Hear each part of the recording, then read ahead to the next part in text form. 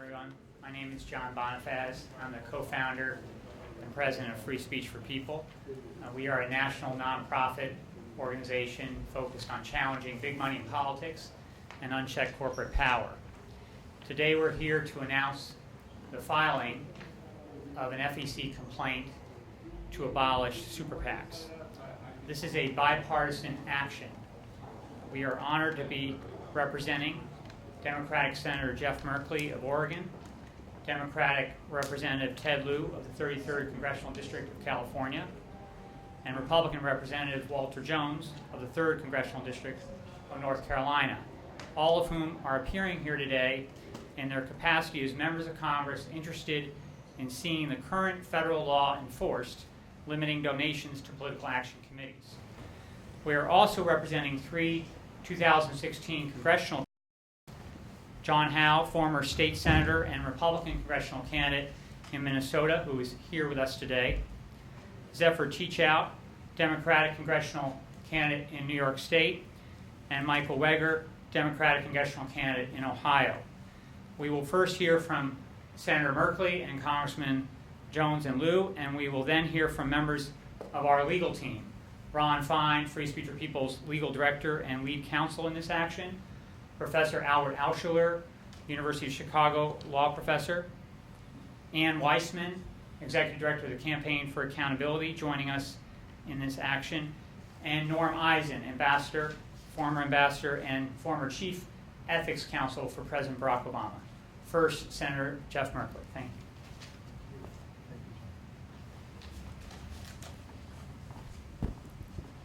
Thank you very much, John. I'm honored to join Free Speech for People and my House colleagues, Congressman Ted Lieu and Congressman Walter Jones, and I appreciate the experts that you've brought to help accentuate the challenges that we face as we set out to reform a broken political system that increasingly favors the rich and powerful at the expense of we the people. The reason we are taking action today is to ensure that our nation is represented and run by a government of the people, by the people, and for the people, as President Lincoln so eloquently summarized. Not a government of, by, and for powerful special interests. For too long, we have allowed money to influence the outcomes of our political campaigns, sway legislative decisions, and stain the American people's faith in their government and those of us serving on their behalf. By filing this complaint with the Federal Election Commission, we are saying enough is enough. We are seeking to take our country back from a system that says businesses and individuals can spend unlimited sums to influence issues and elections. That says every citizen deserves an equal voice in the governments of our nation. That allows that we take it back from a system that allows the top 1% to drown out the voices of the other 99%. Buckley versus Vallejo and Citizens United were two momentous decisions that changed forever the role of money in our country's political systems. In many ways, however, it was SpeechNow.org versus the FEC that paved the path to the world of super PACs and uncontrolled spending in which we now live. That decision said that not only could third parties spend unlimited funds in political campaigns, but that wealthy contributors were free to contribute unlimited funds to political committees that spend money on behalf of candidates and parties. Citizens United may have opened the door of our nation's campaign finance system, but SpeechNow.org blew the door off its hinges. And the results speak for themselves. More than 2,400 organized federal super PACs have already reported total receipts of more than $755 million. And total independent expenditures already total over $405 million in this election cycle.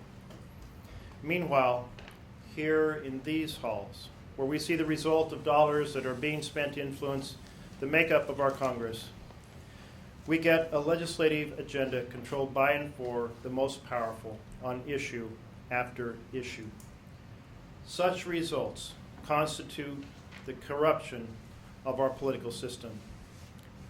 President Thomas Jefferson once said that a government is Republican in proportion as every member composing it has an equal voice in the direction of its concerns.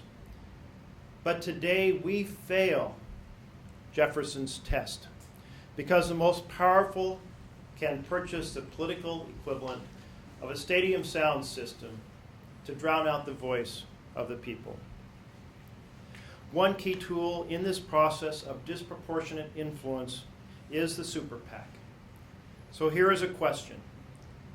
Doesn't a $10 million donation to a super PAC, which reliably serves a single candidate or a group of candidates, produce more corruption or the appearance of corruption as defined by the Supreme Court, more than a $10,000 donation direct to a candidate's campaign?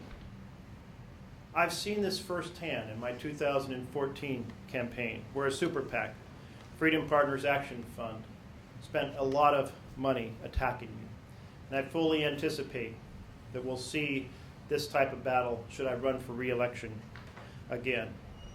And that's why I'm proud to be here today, to partner in this effort, to help carry the fight to restore our We the People Republic. Thank you.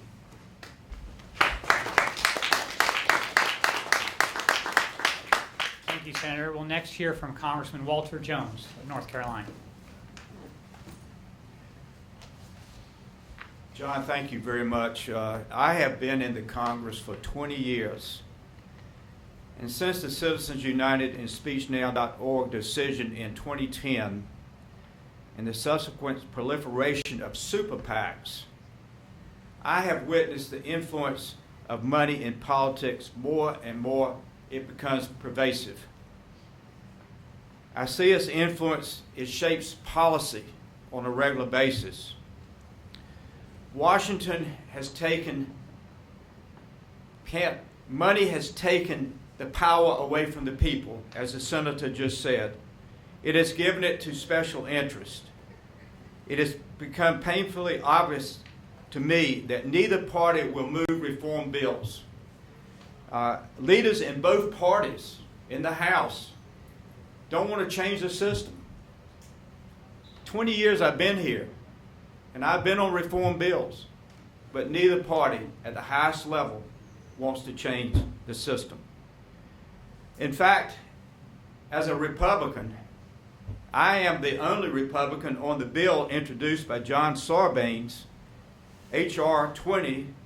The title is the Government by the People Act. I'm also on Rick Nolan's bill that would repeal, through a constitutional amendment, Citizens United. Do I think either bill will even get a hearing or see the light of day? Absolutely not. It's not going to happen. Because again, no one at the highest level of the Democratic Party or Republican Party in the House wants to change the system. It is why this effort is so important to go back and try to say to a system, you need to rethink where we are in our campaign finance laws of America, because it is not in the best interest of the people. My biggest concern, and I've said this in my district many times, it's going to take a scandal in Washington, D.C. I can visualize, and I've said this at civic clubs in my district, when you see members of Congress handcuffed, walking down the steps of the Capitol in an awaiting police car with the blue light going around, I promise you then we will have reform. But isn't that a sad example of what it might take? That's why being here today, to me, is exciting. It's exciting because we can return the power to the people. And I will say, I am proud to stand today with this legal team. It is so impressive for a non-attorney to stand with this legal team that I believe we can win this battle. And I will say again that all this effort is not about those of us who serve in the Congress or like John that want to come to Congress. And I'm glad to see another Republican who believes in reform. There ain't many of us up here, I'll say that. But I will say this. This effort is probably the greatest honor I have had since I've been in Congress for 20 years. To be able to say I was a small part of an effort to return the power to the people and not power to special interests. Thank you, John. Thank you very much, Congressman. Our next speaker, because Congressman Lieu is still in a committee hearing, will be Ron Fine, Legal Director for Free Speech for People and lead counsel in this action. Thank you, John, Senator Merkley, and Representative Jones. And you're not a small part, you're a huge part. And this is the start of a new chapter in the effort to reclaim our system. And for a very long time, the opponents of campaign finance reform have set the agenda in the courts. But today, we're taking back the initiative. Let me briefly summarize today's filing. On behalf of a bipartisan group of members of and candidates for Congress, we filed a complaint with the Federal Election Commission. It's the first step in challenging the lower court decision that created super PACs. The complaint cites 10 super PACs by name associated with both Democrats and Republicans for violating federal law by accepting contributions that vastly exceed the federal limit of $5,000 per person per year. That limit is still on the books, but it's not being enforced currently because of a 6-year-old court decision, and this case aims to change that. So here's the background. As Senator Merkley mentioned, but contrary to a common misconception, super PACs were not created by the Supreme Court's decision in Citizens United. Rather, they were created by a lower court decision issued 2 months later, in March 2010, by a federal appeals court here in the District of Columbia. That decision, called Speech Now, opened the door to super PACs by holding that the federal law limiting contributions to political committees to $5,000 per donor per year couldn't be applied to a political committee if it promised to make only so-called independent expenditures. Here's where the lower court went wrong. Under Supreme Court precedent, Congress and state and local governments can set limits on the amount of political contributions in order to prevent corruption or the appearance of corruption. But the lower court, in the Speech Now decision, said that contributions to super PACs, no matter how large, cannot possibly lead to corruption or even its appearance. The government decided at the time not to appeal that decision to the Supreme Court under a mistaken theory, as explained by Attorney General Eric Holder at the time, that the Court of Appeals decision will affect only a small subset of federally regulated contributions. That prediction, to say the least, has not stood the test of time. But to this day, the Supreme Court has not reviewed the question, and that's why we filed this case. This challenge is designed to present the Supreme Court with the opportunity to correct the lower court, bring the still on the books $5,000 contribution limit passed by Congress back into effect, and end super PACs. The litigation is led by our organization, Free Speech for People, a nonpartisan nonprofit founded on the day of the Citizens United decision, along with our partner organization, the Campaign for Accountability, led by Ann Weissman. Our legal team also includes Professor Lawrence Tribe of Harvard Law School, one of the nation's leading constitutional law scholars, Professor Albert Alschuler of University of Chicago Law School, a nationally recognized expert on corruption, Professor Richard Painter of the University of Minnesota Law School, who is the Chief Ethics Counsel to President George W. Bush, and Ambassador Norman Eisen, who is the Chief Ethics Counsel to President Barack Obama. I'll briefly summarize the basis of the challenge now. The Speech Now decision that created super PACs in the first place was based on a significant legal misunderstanding. The court suggested that it was literally impossible for a contribution to a super PAC to lead to what the courts call quid pro quo corruption, because super PACs supposedly do not coordinate campaign strategy with their candidates. But that's legally irrelevant. A contributor to a super PAC can talk to the candidate about the policy that they want in exchange for that contribution, and that's how corruption can occur. Now, we're certainly not saying that every large contribution to a super PAC is part of a bribery exchange, but the purpose of the law is to prevent corruption, and the Court of Appeals missed how that can happen. However, the American public did not miss that.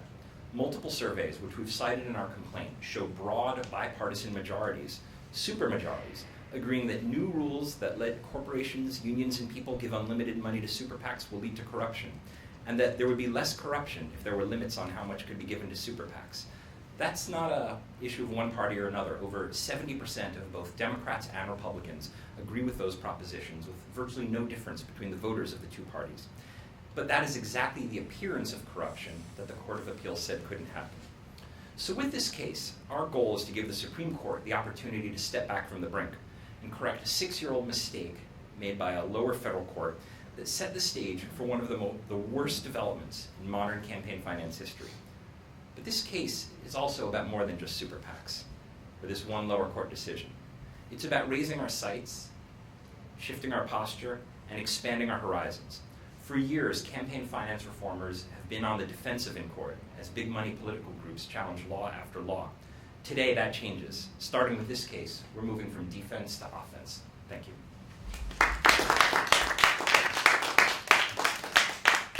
Thank you, Ron. Our next speaker will be Professor Albert Altshuler of the University of Chicago Law School. I should reference that Professor Altshuler wrote a seminal law review article laying out the argument for why Speech Now can be revisited and reversed, and that has led to the filing of this FEC complaint today. Thank you, Professor Altshuler. Now, federal law bars you from giving $6,000 to a senator's reelection campaign. But federal law does not bar you from giving $10 million to a super PAC whose only mission is to tell people to support the senator. That sounds nuts, because it is.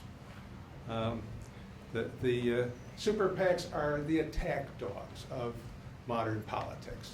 Their job is to disparage an opponent, to mount attack ads, while the candidate they support takes a higher road.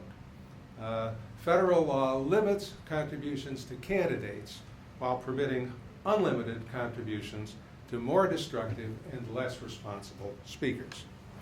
No member of Congress voted for this topsy-turvy campaign finance law. No sane legislator ever would. Congress, in fact, voted to limit contributions to super PACs to $5,000 a year. But in this Speech Now case we've been talking about, a DC appellate court struck down that limit. We have today's super PAC-dominated political system because one federal appeals court decided that the First Amendment required it. And yet the thought that the First Amendment requires it looks pretty loopy too. 40 years ago, the Supreme Court upheld the law that says you can't give as much as $6,000 to the senator's reelection campaign. According to the court, this contribution can be prohibited because it is corrupting or creates the appearance of corruption. Yet the DC Circuit held in Speech Now that a $10 million contribution to a super PAC can't be prohibited because it, quote, does not give rise to corruption or the appearance of corruption, unquote. The complaint that we're filing today shows that large super PAC contributions do create at least the appearance of corruption. For example, 59% of the respondents to a 2012 poll agreed that when somebody gives $1 million to a super PAC, they want something big in return. 71% of both Republican and Democratic respondents to another poll agreed that a company that spends $100,000 to elect a member of Congress can successfully pressure him or her to change his vote on pending legislation. The Supreme Court hasn't ruled on whether super PAC contributions can be limited. Today's complaint is designed finally to bring this issue before the court. I applaud Senator Merkley, Representative Lieu, Representative Jones, and all our other complainants for acting to rescue our democracy from unlimited super PAC contributions. And I applaud free speech for people, and particularly John Bonifaz and Ron Fine for putting this group of complainants together and for drafting the complaint. And I applaud my fellow volunteer lawyers who have been also working on this case. I'm honored to be associated with all of them, and I'm proud to be a part of this effort. Thank you, Professor Altshuler. Our next speaker will be Ann Weissman. She's the Executive Director of the Campaign for Accountability, and we're proud to be partnering with the Campaign for Accountability in this action. Thank you. Thank you, John. Good afternoon. Well, as others have noted, the complaint we filed today with the FEC really is only a first step, but a necessary step to challenge the pernicious and outside role that super PACs have in our electoral system. For those of you who are unfamiliar with the FEC process, let me briefly explain how it works. The respondents, here the super PACs, we name in our complaint, will be given at least 15 days, and probably much longer, to respond to our complaint. At that time, the Office of General Counsel within the FEC will review the matter and present its recommendation to the Commission on whether there is, quote, reason to believe that the respondents, the super PACs, violated the law. The Commission will then vote on that recommendation. And this is the point at which any number of things could happen. The Commission could shut the whole thing down right then and there by dismissing the complaint and finding that there's just no merit to it, at which point we would then be free to go into district court. Or the Commission could agree with the General Counsel, or if that's what the General Counsel found, or find on its own that there is reason to believe that the law was violated, which would trigger an investigation and a probable cause hearing and an ultimate vote by the Commission, an up or down vote on whether they should pursue sanctions. Either of those scenarios would eventually result in this case going to district court. If our complaint is dismissed, we would go to district court. If the super PACs are told they have to comply with the law as written, they would likely file a complaint in district court as well. Of course, we hope in filing our complaint that the FEC will take up our request and lead the fight to restore the law campaign finance system. If it does, we will be with the FEC all the way to the Supreme Court. But if it does not, we are prepared to sue the FEC for failing to act after 120 days, which is the statutory period for the Commission to address complaints. And we will continue that fight to the Supreme Court. So the key in all of this is that the FEC complaint, like the one we filed today, really is only the beginning of a lengthy process. But it is the vehicle by which the courts can resolve the issue of whether the FECA's contribution limits apply to super PACs, as our complaint alleges. No matter what the FEC does, the Commission most certainly will not be the last word. But it will have the first opportunity to undo the damage the D.C. Circuit's Speech Now opinion has caused all of these complainants and many other participants in the political process. Thank you. Thank you very much. Congressman Lieu is now here. We're thrilled to have him join us in this action. Congressman Ted Lieu of California. Thank you. Thank you for being here, and so honored to be part of a bipartisan coalition that is challenging this really stupid decision by D.C. Circuit. I thought I'd just give a little context for what happened in my own race. Less than 2 years ago, I was running for Congress, and in the general election, 2 super PACs came in, one of which spent over $500,000, a second spent over $250,000, and we had no idea where this was coming from. We just started seeing TV ads and mailers arrive, one of which, by the way, called me a terrorist, essentially. And we had to then respond.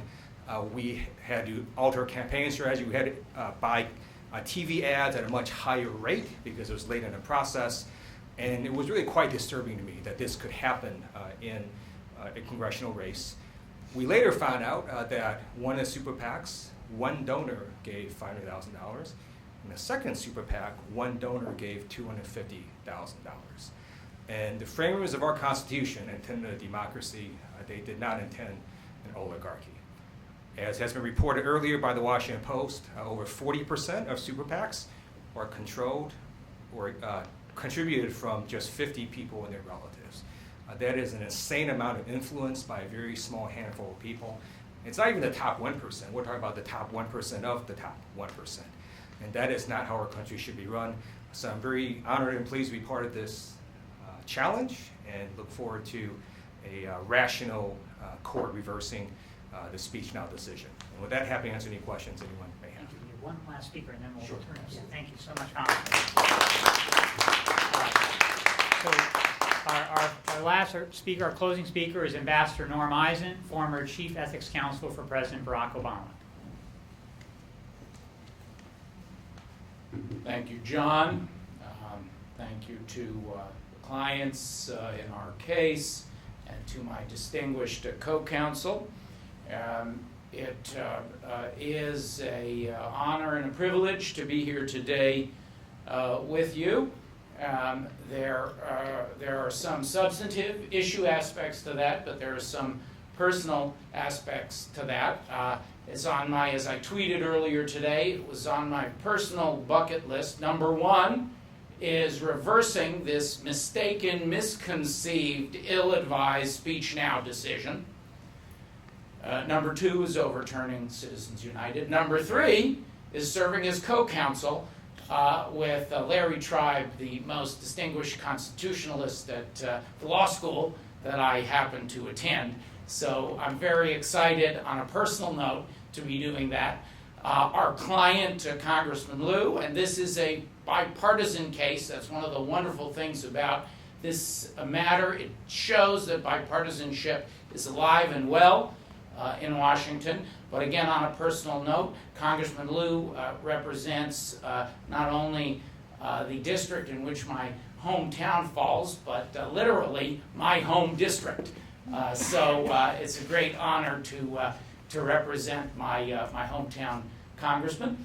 Perhaps the deepest personal privilege, Bonifaz has been saddled with me since we went to college together and then went to law school together and have since worked on cases together for years and years. So that's the deepest personal privilege of all of those. I do have a message from Larry Tribe, who would have been here if he could be today. Unlike those who have condemned Citizens United across the board, including some of us on this legal team, he's someone who's defended it on its facts, but who sees Speech Now as a uniquely indefensible extension.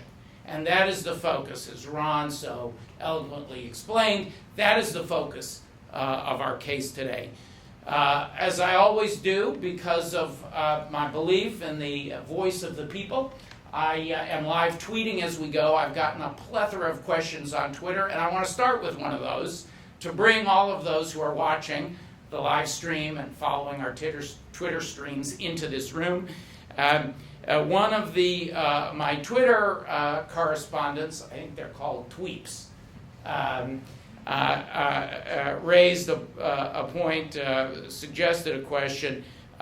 Does our case seek unilateral disarmament by champions of campaign finance reform with respect to the issue of super PAC spending in U.S. elections? Absolutely not. I want to be very clear, we are not advocating, I'm not advocating for unilateral disarmament on the question of super PAC spending. Nor are we asking the FEC to seek monetary fines or other sanctions against super PACs or anyone else for past contributions already collected. Rather, our complaint seeks forward-looking relief against the named super PACs as respondents, as well as against all other super PACs. Victory in this case will be applied equally across the board and will end corrupt, disproportionate, and excessive super PAC spending in our political process. We are inspired today by prior struggles in our American history to advance in the courts the promise of our democracy, including the great civil rights cases that fought racism or secured LGBT equality. This is a great civic rights case that is also a great civil rights cause. We are here today taking the first of what will be many steps that will ultimately meet with, we believe, similar success as our inspirations have enjoyed. The objective is to end the cancer of unlimited big money in our political system. We aim to restore our democracy to its true owners, the American people. I'd like to end by paraphrasing another personal inspiration, in this case for his fighting spirit, Winston Churchill, who at one of the darkest days in the history of his democracy, and indeed of democracy in the world, said, and I paraphrase, "We shall not flag or fail. We shall go on to the end. We shall fight in the FEC. We shall fight in the district courts. And we shall fight in the courts of appeals. We shall fight with growing strength and growing confidence on the air and in social media. We shall defend our democracy whatever the cost may be. We shall fight on the beaches. We shall fight on the landing grounds. We shall fight in the fields and in the streets. We shall fight in the Beltway and outside the Beltway. We shall never surrender until, in God's good time, the Supreme Court, with all its power and might, steps forth to the rescue and to the liberation of our democracy." Thanks very much.